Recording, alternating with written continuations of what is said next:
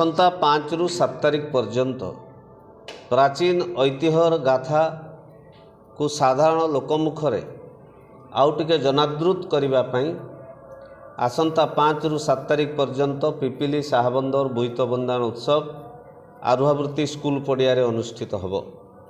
यह उत्सव को जेहेतु प्रतिवर्ष पद्मश्री माने उद्घाटन करती से अनुसार चलित वर्ष पद्मश्री साबरमती उद्घाटन करेंगे। से नयागढ़ आसिक पहुँचे आरुहावृत्ति एवं चलित वर्ष कल्पना त्रिपाठी स्मृति सम्मान रे सम्मानित हेबे ओडिशार विख्यात कवयित्री प्रोफेसर डॉक्टर मनोरमा विश्वाल महापात्र जी फाल्गुनी तिथिर झियो कविता पुस्तक पाई ओडिशा साहित्य अकादेमी पुरस्कार पाइथिले। से भली जड़े विख्यात कवयित्री को ए वर्ष कल्पना त्रिपाठी स्मृति सम्मान रे सम्मानित करा जिवो एवं प्रतिदिन बहु आकर्षणीय सांस्कृतिक कार्यक्रम अनुष्ठित होब।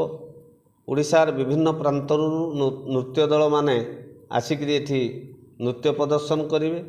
प्रथम दिन सुभाष दास एवं साथी द्वारा ओडिशार प्रख्यात कंठशिल्पी सुभाष दास एवं साथी द्वारा संगीत परिवेषण करा जिवो। द्वितीय दिन मानसी पात्र एवं भक्ति कंठर विजेता शांतनु महांती द्वारा संगीत परिवेषण करा जिवो एवं तृतीय दिन विष्णुमोहन कवि एवं लिप्सा महापात्र द्वारा संगीत परिवेशित होब एवं प्रति संध्यारे ओडिया टेली धारावाहिकर नायिका माने मध्य हिरोइन माने से माने मध्य आसिक दर्शकंकर मनोरंजन करेंगे।